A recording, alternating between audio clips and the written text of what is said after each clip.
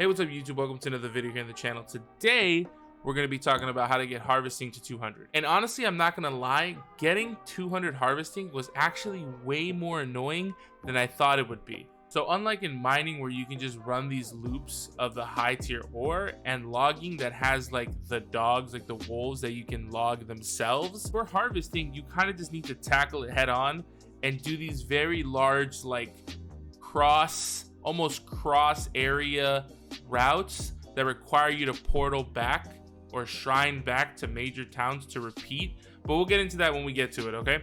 But before we hop into the meat and potatoes, you know I always got to do this, guys. If you liked the video, hit the like button down there and leave me a comment about what other type of videos you want me to make, and maybe even consider subscribing. You know, it helps the channel out a lot. All right, so let's switch screens over to the game screen and get on with the main part of the video. And I've been kicked out of the game. Okay, let's log in. All right, so now that we're in the game, let's hit K. Let's go over to trade skills. Let's click harvesting. All right, so in harvesting, there's going to be three things you need to worry about. Three different things you're going to be gathering for the majority of the game to level to 200. First being hemp, second being silkweed, third being wire fiber. The rest of these, traps. Ignore them. They're nowhere near as much XP as this one for 0 to 100, this one for 100 to 175, and then this one for 175 to 200, obviously, because the game does want you to naturally progress as you unlock resources to gather the next resource. It gives you more XP and it'll help you level quicker. And like I've prefaced in the last two videos in this guide series for the gathering skills, don't worry about 100 to 200 until you hit 60, okay? And if you're 60 and you haven't hit at least 100 yet while naturally leveling, let me show you guys where you can gather hemp. Let's click the map. Let's zoom out. This is where you can gather hemp. And you think I'm joking, but I'm not. Hemp is like one of the most bountiful resources in the game.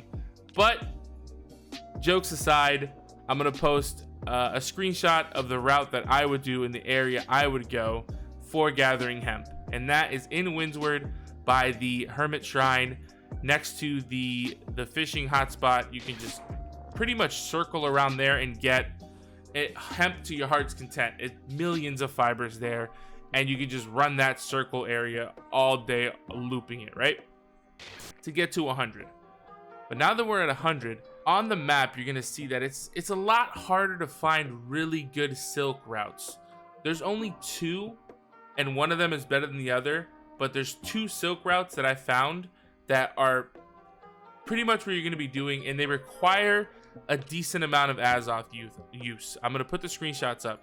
You basically start with one at Morningdale and work your way all the way down until you hit the Shrine of the Sisyphus. It's in Restless Shores. You basically work all the way down, and what you would do to begin the loop again is port from the Restless Shore Shrine up to Morningdale again, and then begin down. Everything should have respawned, and you continue the loop. And there's actually a ton of fiber there as well. I'm only in the screenshot, I'm only gonna have the silk, but there's also a ton of hemp that you could gather in between, and just to get your fiber up, and also use that for your refining skills, right? That's the first loop. The second loop, as you can see by the screenshot, is in Brightwood. You start at the Brightwood city, you work your way all the way down Brightwood, past Bronze Grove, gathering all the nodes, all the way to the Weaverfin Shrine at the bottom. The bottom Weaverfin Shrine gives you a ton. There's a huge little clump there, and then after you gather that, you port back to Brightwood and repeat the whole process. So like I said, it's a little more annoying because unlike ore gathering and mining, you have like these loops that you can just circle without having to port anywhere. You can just run them. This one requires a little bit more finesse, and it's a little bit more time consuming because you have to port back, repeat. You have to have a good amount of Azoth if you want to do these loops. I want to say I spent getting to 200 at least 1,000 Azoth, because especially if you don't own the areas or you don't own the forts, it gets a little pricey, right? So now that we're 175, because that's from 100 to 175, you're gonna switch to wire fibers, right? Obviously, because the game wants you to naturally progress. And with wire fibers, there's only one spot on the map that is worth even looking at, and that's at the top by Eden Grove. I'm gonna post a screenshot here, And basically what I did is I poured it to the shrine, and I started at the top, next to, I'm gonna disappear the screenshot, but next to my ping, and then worked my way down, around, loop through the cavern. We can zoom in a little bit. Work my way down, grabbing all the side angles, come this way here, and then looped back up, and then repeated. And that's basically what I did. In here, there's like a blighted spot where you can grab 3 pieces. You should go in here, grab them, loop back around, and by the time you're done grabbing everything, the one's back up top, and you can loop it easily. You do have to fight here, so, but keep it in mind, if you are 60, it's no problem, because like the max level mob you're gonna run into that I think is like 57. You should be able to fight anything, no problem. You will get blighted, so make sure to bring blight resistance potions if you can, because there are points where if you have to stop doing the run to like wait for the blight to go away. And if you bring blight resistant potions, it'll help alleviate that whole section of the run really easily. All right, but that was pretty self-explanatory. Unlike the other runs, I prefaced a lot of stuff previously. There isn't anything weird or strange about this with 300 strength or anything like that. It's just a lot of like grinding out, right? You got to do these runs, you got to teleport back, you got to do the run, teleport, and just loop it, right? I would say from 0 to 100 was a lot easier than 100 to 175, because the silk runs are way more annoying with the requiring you to move from like Morningdale to Restless and then back. And but yeah, all in all, it shouldn't take that long. I would say maybe 5 to 6 hours, and you could probably do it if you just spammed it out. Maybe 7. All right, so now that we got through the runs and everything you're gonna be doing from 0 to 200, getting hemp, then getting silk weave, then getting wire fibers, right? Let's talk about the tool you're gonna be using. I personally still have a star metal sickle. I haven't upgraded yet, but if you're gonna buy the most optimal one when you're at 60 and you're gonna begin the grind, you'd probably want to try and find an orichalcum one with luck and yielding. You always want higher chance to yield more resources, so then you can turn those resources into your weaving skill, because you want to level 200 weaving. The goal is to get everything to 200 weaving, especially 200, so you can start getting Phoenix weave.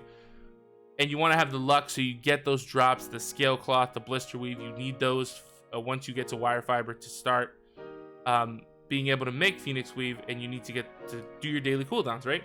So best one, like for these two, orichalcum with luck and yielding. All right, so let's switch the screen over. All right, so now that we're back to the full cam, first of all, I want to thank each and every single one of you that have been liking, commenting, subbing to the channel, really supporting the content. We're almost at the end of this series when it comes to the gathering trade skills. There's pretty much one left. I haven't decided if I'm gonna do fishing, or I might do fishing later on in the future when I find the most efficient way to do it. But there's pretty much just tracking and skinning, and I've decided that when it comes to the resource like refining one, there isn't really a way to do that one. Like, you don't really need a video for that. Just take the resources that you got while doing all of this stuff, while doing the mining, while doing the logging, doing the gathering, while doing the tracking and skinning, and then just convert them into the natural resource above. Turn your iron ore into iron ingots, then turn them into steel, then turn that steel into into star metal, and that star metal into orichalcum, and just as you unlock the ability to smelt or do each one naturally, progress forward, right? And I don't know if I'm gonna make a video, and if I do, it's gonna be like a combination of all of them, because it's pretty self-explanatory. But let me know if you want a series in relation to what's the best to do for the top tree, the crafting tree, because there are specific things you can do to make it, to get those to 200 as efficiently as possible, right? But anyways, thank you guys, and I'll see you guys in the next video, and I'll catch you guys on the stream. Like, ride with me if you ride with me, you can slide with me if you feel like 550 on the 5 sticky, come get high with me, that's a deal, right? Ride with me if you ride with me, you can slide with me.